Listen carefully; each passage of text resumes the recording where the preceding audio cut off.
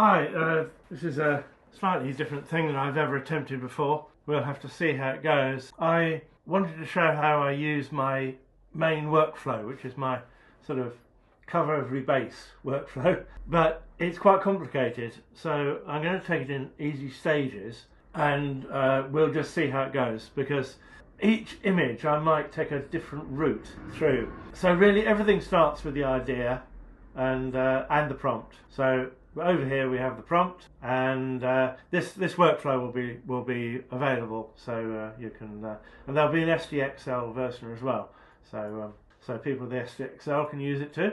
So I usually have a sort of stack of prompts over here that I have used in the past, but I've got two loaded in now, which are a little bit similar, but one's inside and one's outside. So if we have a look at the prompt, it's pretty straightforward. I'm specifying the medium, the subject, where she is, and a bit more on the medium at the end to encourage a painty style, because Flux really likes to do photographs and I don't like doing photographs at all. So anyway, so the way I start is I've got my prompt there and I want to see what it does, and to do that I run it with no denoisers at one, so it's just I'm just doing text to image, and all the other settings are, and I just want to run it and see what it does. So we'll run that. Okay, so that's what Flux does with no influences at all. It's not very, it's quite nice. It's very fluxy. He hasn't got the flux chin, which is one good thing.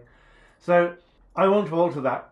So to do that I use LoRa's, and I have two LoRa's loaded in here. One called Colors, which does backgrounds, and one that does, wherever I put the damn thing, dragons, which does fantasy characters, and I'm putting them at about half each. So we'll run that and see how it changes. If your LoRa's are very bad, it won't change much. It's a test for your LoRa's. There you go, so that's changed quite a lot. It's become much more illustrated and so forth, but it's still pretty fluxy because there's no influence outside. So my next move is to look for a better composition, and that can take some time. So what I do is I lower the steps right down to 6, and I'll explain why in a moment. So what we do, and 6 is quick, so we'll queue. So that's what that one looks like at 6, and that means that's quite a good seed, because the hands are not great, but everything is there and sort of in the right place. So we'll do another seed. I'm looking for a bad seed now, but you'll see the difference between the seeds. So here's another seed. That's another good seed. I like her off to the left there. The hat hand will probably be okay. So we'll do another one. And what I do is I just keep on clicking through seeds until I like the general scheme. That's quite a good one too. Occasionally you'll get seeds that are still a sort of pixely mess, and those seeds will never work anyway. So this is quite a quick way of finding a good seed. But by 6, as you see, most of them are pretty well resolved. This one would have a problematic hand, you see that? And that's what an example I have. See that hand? That is probably not ever going to develop. So that would be an example of a seed that there will be a lot of work to make into a final image. Well, that's all nice. So I don't necessarily want a square. So if we go back here, I probably don't need to explain this bit yet. It's just the loader for the LoRa and the loader for the checkpoint, etc. This bit here needs some explanation, but we'll do that in a moment. So images going in. So if I don't want to do complete image to image, or I want the theme to stay pretty close, then I might load an image into here and do a low level of image to image. We won't do that yet though. We'll change the well, go a bit wider and have a look what that does. We're still running on. As I said, this might be a fairly long video because it's quite hard to explain all of the things I might do. So here we have another one, and we've got, grotty hand there. It's probably no good, but they're quite nice. And she's over to one side. I tend to avoid things where she's very centered. Now finally we have a bad one. Right, so this is an example of a seed that is probably not going to develop. One, she's right in the middle. Two, the hands are well googly. If it hasn't started to make good sense by step 6, it's probably not going to. You can make an image out of it, but it'll be hard work. And there's another one. You'll get more tricky seeds once you leave the square. Now that's an example of a nice seed. That's quite interesting. The hands are too many fingers and stuff, but it's a nice pose. It's a nice composition. I like. Okay, so what we can do now, we've got a decent seed. We will up the steps to maybe 16 and see how it develops. This is possibly the most important part of making an image, because if an image is going to go wrong, it's going to go wrong here. Now you may be surprised by how much that changed, but you shouldn't be, because that is only just the beginning. And as you see, we do have a nice composition, and it's resolved all that stuff down there into a work table, and everything is quite nice. Googly hand, but what I'll do now, I can make incremental changes in a couple of ways. One, I could change the steps. Can we do that quickly? And you see how it just changed slightly? And so that's quite a good way of getting small variations. So we want that hand there to be better. I don't know about you, but 5-fingered women are a bit of a problem. But I don't want to leave this seed. The other way I can make small changes is to change the guidance just by 1, and that will also produce a small change. What a big change. It does that sometimes. Sometimes there's steps in it. So we went 2.6, if we go 2.4, we're probably still. But guidance is quite useful for reorganising an image. 2.4 should be, again, as we were before a little bit maybe. No, maybe the 2.5 was the unusual one. Let's try 2.6. It always really wants to put the figure in the middle, and I don't like the figure in the middle. Right, so if we go back to 2.5, there she is again. So okay, so the guidance was quite important there. You do find that sometimes. Quite often though, the guidance will just make incremental changes. Now I want to iterate around her, so I'd like her, to keep her roughly like that. And there's a way of doing that. So if we go back down here to what we saw before, we will deal with all this lot later on. So what we can do is put that last iteration. We go output. We should have her here, about 1,000 miles down. There she is. So now we can use that for image to image. So and that brings us to this box here. We'll turn that to never. So if we run this, there she is. And now we can make some tonal changes. We can alter the saturation, not quite that much maybe. We can change the gamma, all sorts of things. Shift the hue, and so on. So we've got quite nice control there. So I don't want it too brightly coloured and a little cooler. That's more like an illustration there. This one here, this box here, is quite fun. If we swap that onto there, we can see what that does. And that quantizes it, so it just splits it into tones. We just make it 2 tones. She's in black and white. 3 tones, a bit more detail. 4 tones. 5, we've probably start getting colour. Oh no, maybe 6. Oh, I got the saturation right down here. Too many little boxes. So there we go. So we can change our input image to affect the style. We could run that and see what that does if you want to see. So we'll take this image here, the quantized one, and we'll drop it in there. And to get that, we must lower the denoise. We'll take it down to 85. I don't want to have a great effect, but I just want to have a rough effect. And I'll have to change the seed. This will give us quite a different image, but it should be more or less on the same plane. So that's quite a lot different, but do not fear, it will return. If you want to be quick, you can drop down to 6 again. But we'll always tend to get her now on the right hand side. And you see now the lighting is a lot more beautiful. And I don't know why this is, but it's just the way Flux interprets image to image. So seed searching in Flux is pretty important, really. And there we go. Now that is really nice. So we like that. Now there's always going to be things to fix. Dodgy hand, but the rest of it is lovely. I love this bit of smoke here and stuff. So how do we put these things right? And they really need to be put right at this resolution, rather than hoping it's just the refine is going to do it. So what I use is what I call a layer stack. I don't know what anyone else calls it, but it will produce 3 variations. And rather than telling you, I'll run it so you see. and you just right click to make the group active.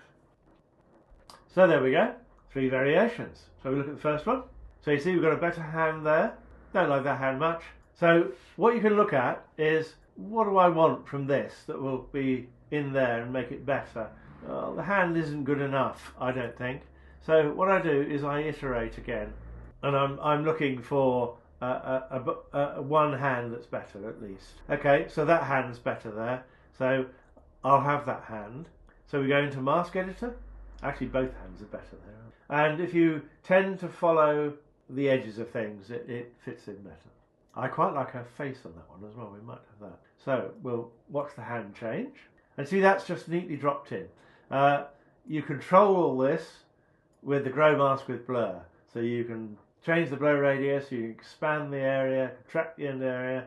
You can decide to fill holes or not. So I just drew a shape around, you see. Now, I quite like her face. I quite like her face there. We'll think about that. And I don't think that hand is better enough. Let's see if we had a good hand on this one. No. So what we're looking for now is a good hand here. So we can iterate again. Just click through the seeds, and one seed will have a good hand. Because I'm making a video, it'll be lots of seeds. But usually it's 3 or 4 seeds, and you get, there we go. Okay, so we'll say that's a good enough hand. I think that is a good enough hand actually. That's quite an interesting hand. So we'll loop around that. And now what I usually do is have a quick look around the room to see if there's things I prefer. You know, do I prefer this clutter? No. Not really. That's a fancy pot, a top shelf. We could have that if we want, but I think I prefer the one over there. I think all of these slightly fancier things I don't like. So I don't think we want that little pot there. Is rather nice. In fact, I like the bit in front of the window and this. So we could have that indeed. So we'll open that in Mask Editor, and we're going to have this book, careful round here. We're going to have that, cut through there, back through there, through the garden, into there. You can adjust this as many times as you want. So if we watch that change, there we go.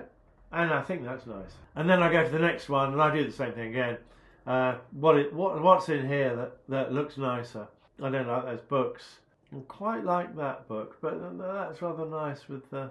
I don't like this much. I quite like that, but I don't think I can get that in. And her face has something a bit more about her there. We'll look at faces in a moment. Okay, so this one, I'm looking for a good face. That's quite a good face, but what we'll do, again, we'll iterate. I rather like that face. She's looking at us. Getting a good gaze is sometimes quite hard. Yeah, I like that face. I'll have that. See if there's anything else. I think her hair's a bit over the top, so I'll just have that her face. I might go around here. Quick face. As you see, it's very, very easy. We'll watch that change. There we go. Isn't that fun?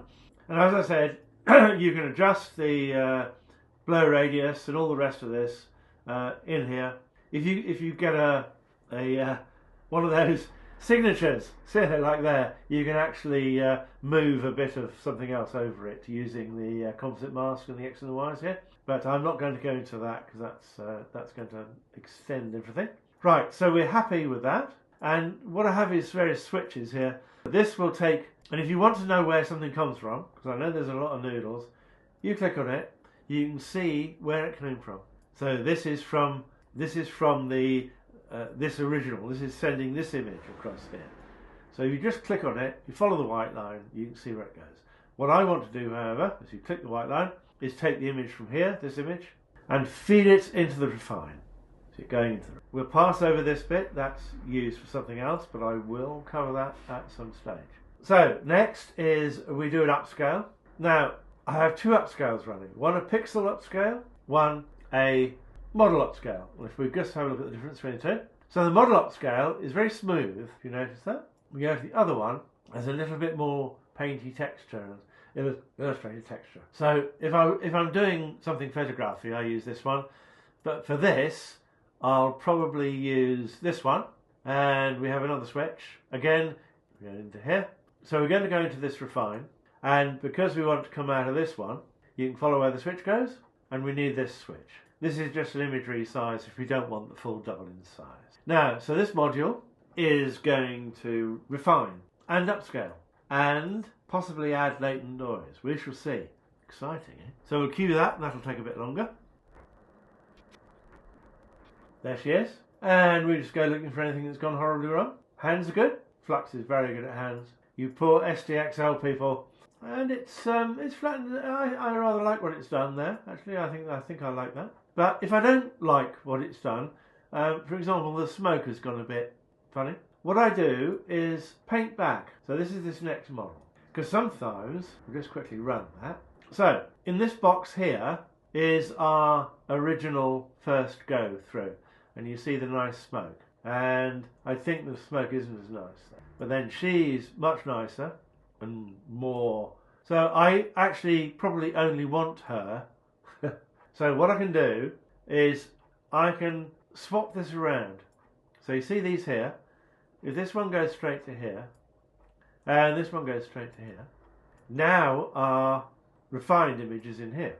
And there's our nice smoke image. So I just want to take her. So if I open this in Mask Editor, and what I want to do is just whiz around her. You don't have to be terribly accurate, because the images are very similar. There we go. I call this painting back, because quite often you refine unrefined, or that takes away, quite often I think a better way to put it is you refine takes away character from the image, whereas all this is actually absolutely fine as it is, and didn't really need refining. It was only her that needed refining. So if we cue that, you'll see her change. There you go. Okay, so that's done. Now, the next thing is AI lighting is pretty horrible and needs a bit of help. So what we want to do is to make this next one, which is going to relight the image. Just run it. Okay, so it's relighting the image on the wrong side at the moment. So we can fix that. So what we have here is a create shape mask. So if we can change the shape of it. So reduce the height of it, and we can reduce the width of it. Q, you'll see that happen, and then that'll show up there. But the height is still much too much. It's getting nearer, and the light is coming from the left. So what we can move it around, you see, location X, we can move it to the left. There we go. So I'll just put that next to the other one, and if you see the difference, it is quite a lot nicer. But we can carry on and do a little bit more. Now we've got that far. We've got two color corrects in here. This corrects the inner, and this correct the outer. So our outer could be a bit cooler, and I think it's dark enough actually. We'll do the cooler. So it's just made, you see there's a little there's blue appearing around here, and the handle's gone a bit blue. That's probably one slot notch too many. Now the inner I think could be a little brighter really. So I could come up 2 notches on the brightness. That's pretty good. And I'll come down on the saturation. That's much better. Okay, we'll take that back for a compare, and I hope you can see that just for a very simple arrangement there, we've really increased the mood of the picture. We've focused it in here. This is called vignetting. You can, if you want to do complicated stuff, you can. Let's put that back. If you want to, you can paint a mask. Just paint it here and send it across and just put it in there. But so it goes in here actually. So you can draw a mask here, throw it in here, and then you can make your light any shape you want, essentially. I won't do that now, but it's very simple. All you do is take a mask from here and run it across. If you want, you're probably best to make a duplicate preview bridge. You can make a duplicate preview bridge so you won't lose this one. That will work absolutely fine. Okay, so we're happy with that. And then we want to do a further refine on the face. So to do that, we come down here, and we're nearly through a first run, and I think I'll make some separate video for the more complicated in-betweeny bits. But this is just a basic run through. We've got one more stage to come yet. But okay, so here we go. What we want to do is crop her face out, and we move the crop area around with this, with the X. So she's over there somewhere. There she is. Taking it down moves her. Lowering the figure takes it down. There she is. And then we refine her. So we're 512, so we're going to double the size. If it's a 256 face, a smaller face, or a whole figure, you can do the whole figure. That's no problem at all. But what you want to do is increase the size of it, and the nodes here will automatically resize it, so you don't need to worry about that. The real nerds amongst you can pull pull the arrangement apart and so you'll see how it works. I'll briefly describe while it's cooking. All the numbers are piped across here. So essentially it enlarges it, refines it, and then drops it back in again. It doesn't drop it back in again immediately because, again, you might not like the refinement. But that's we got a pretty nice refinement. So yet again, it's the same as we did before, really. You get used to this process. So we'll have our face through the collar, up through the hair. That'll do fine. And we'll go across and watch that change. And again, you can control how much the blur is, how big it's got, and all stuff like that. So we want to see her face change. There we go. So there we go. And we've got one more module, and this is we'll put it to always, this is a tiled upscaler. And we want to come, and here you see what I meant, click that, follow the white one, there it is. That's another switch there. So you can always find where something goes, click on the node, follow the white line, and there you are. So now this will run, which will take a while. I'll describe a little bit about what you can do with it. So while it cooks, so here you can see the tiles. Actually, we've got a nasty split through the eye, but Flux is very good at upscaling. So these are the tiles, and if you want to prompt for each tile, you can, and that happens down here. So here we are. These are our tiles. You see, 1, 2, 3, 4, 9 tiles there. I've color coded them, and you can write a prompt to suit each tile. I've only got 3 there. You don't often need more than 3 prompts. For the face, which is in this tile here, you could do a separate prompt just for the face. And these tiles down the side, which don't have a person in here, can just have background prompt. And that is really only if you're having a high denoise on the... for these, I think we're doing a denoise of 30, which isn't a very high denoise. But if you are working at higher denoises, so you're making bigger changes in the refiner, then you will need to prompt and alter the denoise on a per tile basis. So those hands probably both appear in this tile here, in this tile, that one. So you might want to do a separate prompt for the hands and just run the hands through. But using this is easy to do. You just put the guider into the appropriate reroute. And it can get slightly complicated there's 2 clips coming from different places. That one, again, you can follow it back, follow the white line. That's coming from that clip, which is the main clip. We have another clip here coming out, but that's for something else, which we might use down here, but that will be in the next video, I think, as I think this video is long enough already. Okay, 2 more boxes to go, and there she is, refined and enlarged and everything. And we've still got nice smoke. You see the smoke this time has refined, but it's not gone horrid. We'll just open that, and as you see, it's a pretty big image. And we don't have any seams through our eye. We have no seam. Okay, so that's the first video. Hang on for part 2, where things get really funky. Okay, that'll do for now. Thanks for your attention.